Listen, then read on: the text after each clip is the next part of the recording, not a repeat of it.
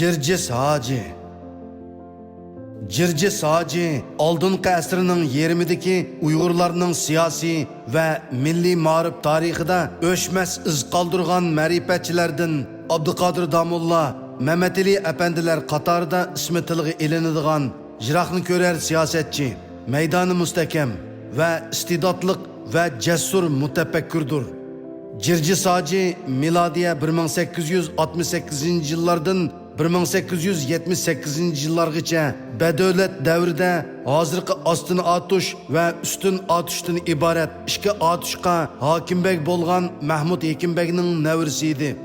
To'g'liq To'mirxon va uning avlodi Sulton Saidxon zamonidan buyon ikki otish diyorida Sulton Sutuq Bo'g'raxonning naslidan kelgan isil kishilar hokim bo'lib kelgan edi.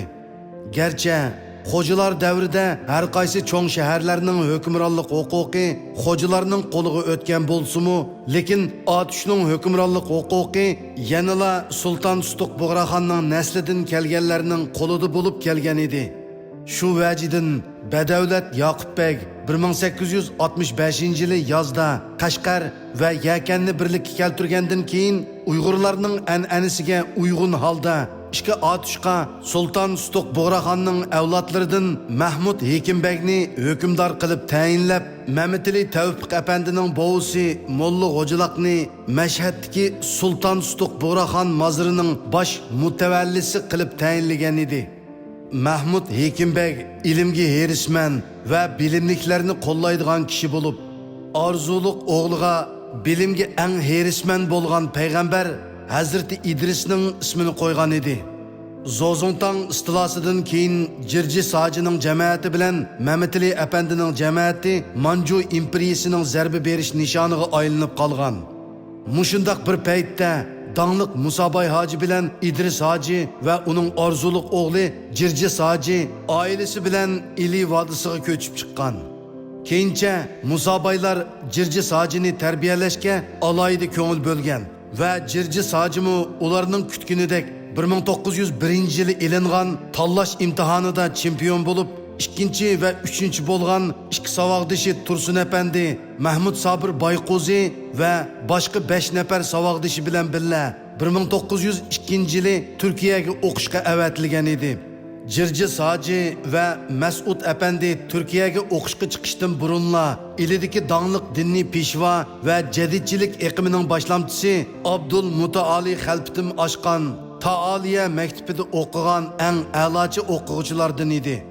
Abdumutaali Xalpitim yuqori yillikdagi o'quvchilarga tarix darsi o'tganda Uyg'urlarning Almisoqdan tortib Tarim, Yorish, Ili, Yetsu, Farg'ona va Mavaraun-Nahirni markaz qilgan Markaziy Osiyoda yashab kelgan jasur xalq ekanligini necha ming yildan buyon bu qadimiy makonlarda shonliq imperatorliklarni qurganligini, shonliq madaniyatlarni yaratib, butun insoniyat madaniyatining rivojlanishi uchun o'chmas tuhfalarni qo'shganligini tarixiy faktlar orqali bayon qilib, o'quvchilarda milliy ruhning yetilishiga turtki bo'lgan edi.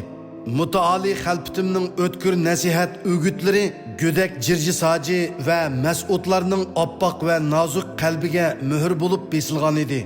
Keyincha ular mushu xil milliy ruhning turtkisida Xitoylarning Uyg'urlarni nodonlikda qoldirish siyosatiga jang e'lon qilib, Uyg'ur xalqini o'yg'atdi.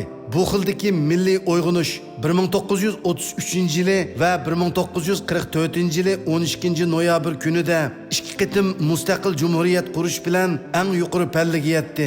Afsuslanarligi Jirjis Hacıning fikrdishi Mehmetali Tavfiq apandi va savog'dishi Mas'ud apandi haqida nurg'un maqolalar, kitoblar yozilgan bo'lsa-mu, o't yurak vatanparvar o'g'lon va milliy ruhning peshvosi Jirjis Hacı haqida biror parcha qisqacha tarjima holmi yozilmagan. Jirjis Hacı haqida faqat ikki kishilar qisqacha ma'lumot beradigan. Ularning biri Jirjis Hacı bilan davrdosh yashab, 100 turani suhbatlashishga muyassar bo'lgan Alixon To'ra. Yana biri Jirjis Hacıni O'yg'ongan zimin romanida tasvirlab o'tgan marhum yozuvchi Abdurahim O'tkir. Ularning har ikkisi faqat Jirjis Hacıning Ili va Tarim vodilarini ayirib turadigan Tangri tog'laridan halqib o'tib, Oqsuga yetib kelgan Xo'janiyaz Hacı bilan uchrashish jarayonini qisqacha bayon qilgan. uningdan boshqa Jirji Sajining ish izlari putilgan biror yozmacha putuk bugungi kunimizga ulashqini yo'q.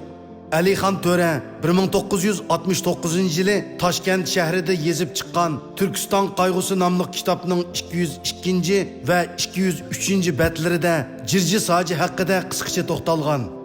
U Jirji Saji haqida mundoq yozgan edi: "Men Yoqubbek zamonisidagi ikki otishning hokimi Mahmud Hakimning nevarasi Jirji Sajimni tepib, tezdan Kashg'ariyaga avatmoqchi bo'ldim. Bu kishining qisqacha tarjimali shuningdan iborat ekanligi: men Bolshevik kommunist vahshiylarining qonliq changilidan qutulib, qo'shni Eli o'lkasiga kelib, qonxo'r dushmanlarning shum qo'lida qolgan qarindosh el yurtim, suyimlik ona vatanim uchun qattiq qayg'urmoq dedim. Buning ustiga bu yerlik musulmonlar turmushning hamma taraflama tushkunligi, ularning hayot olimidan xabarsiz qilishlari meni bek hayratda qoldirgan edi. Az bo'lsa-mu hamdard, maslakdosh, vatanparvar do'stlarimdan ayrilgan edim. Bu yerlik qatmal kishilarning hissiyotsizligi, ongsizligi, qaloqligi, hammani o'z ko'z bilan ko'rib kelgan qochoqlarning ko'nglining qorligi, ko'rligi, ularning dunyoparastlik, rohatparastliklarini ko'rib, ko'nglimda jush urib turgan himmat o'tlari o'chishga boshlagan edi. Mana shunday umidim kesilgan kunlarning birida bu ulug' kishi bilan tanishib qolgan edim. Üzülgen ümidim qaytadan qo'zg'alishga boshladi. Bu kishi burundan tartib inqilobiy ishlarga qatnashib, eg'ir yengil tajribalarni beshidan o'tkazgan, ko'zi ochiq, ko'ngli o'yg'oq, vatanparvar, millat so'yar bir Uyg'ur o'g'li edi. Shuning uchun o'zim o'ylagan yuqorqi ish ustida ikkimiz uzun muzokara qilgandan keyin bu kishini Xo'janiyoz hojilarga avatmoqchi bo'lgan edim. Biroq bu ishga tashkiliy jihatdan tayyorlik ko'rmaganlikdan iqtisodimiz yetishmay bizga xili eg'irchilik keltirdi. Shundoq bo'lsa-mu, bir necha do'st kishilarimizdan yoshirinchi yordam so'rab, safar tayyorligini qilishga tirishdik. Uzatmoqchi bo'lib turganimizda baxtimizga qarshi bu kishi bazga kesiliga giribtor bo'lib, yo'lga chiqolmadi. Buningga qarshi dori-darmak tayyorlab, sabablarini qilgandan keyin atisi qarindoshlar bilan birlikda uzitib qo'ydik. Biroq baxtga qarshi kuchlik irodalik, qahramon, dindor, vatanparvar tilakdoshimiz Jirji Sajim yo'lga chiqib, kesili kundan kunga eg'irlashib, ming mushaqqat bilan muzdavondan o'tib, marhum Yoqubbek otiliqdan qolgan, dushmanga qarshi to'sqin qunalg'uz qilingan Qo'rg'on degan yerga kelganda vafot bo'ldi. Alloh uning rahmat qilsin. Maqsadga yetolmagan bo'lsa-mu, talab yo'lida jon qurbon qilish hayot tarixi oldida ulug' sharafga ega bo'lganlik hisoblanadi. Bu yerda kishining diqqatini tortadigan nozuk nuqta Alixon To'rining Jirji Sajining Aqsu tarafga yetib bormay turibla qazo qilganligini alayda askartib o'tganligidir. Vaholanki Abdurahim O'tkir apandi O'yg'ongan zimin nomli tarixiy romanida Jirji Sajining Xo'janiyoz hoji bilan Kucharda o'tkazgan tarixiy suhbatini to'liq ta'sirlik va tafsiliy bayon qilgan. Jirji Saji Xo'janiyoz hoji bilan ko'rishib, o'zining shu qitimliq tarixiy elchilik vazifasini utuqliq ado qilgandan keyin 1933 yili sentabrda Muzdavon orqali G'uljiga qaytayotganda Qo'rg'on degan o'tangda sirliq holda vafot bo'lgan. İkinci Cumhuriyetning bosh kotibi bo'lgan Abdurauf Mahsum apandi Jirji Sajining qo'lida bevosita tarbiyalangan kishi bo'lib, u 20-asrning boshlarida İstanbul qatorliq joylarda o'qib kelgan mashhur Uyg'ur ma'rifatchilari va millatparvarlardan Mas'ud Sabri Boyqo'zi va Jirji Saji qatorliqlarning oshqon fanniy maktablarida bilim elish bilan ularning millatparvarlik va vatanparvarlik iddialari bilan yetishgan siyosatchi edi.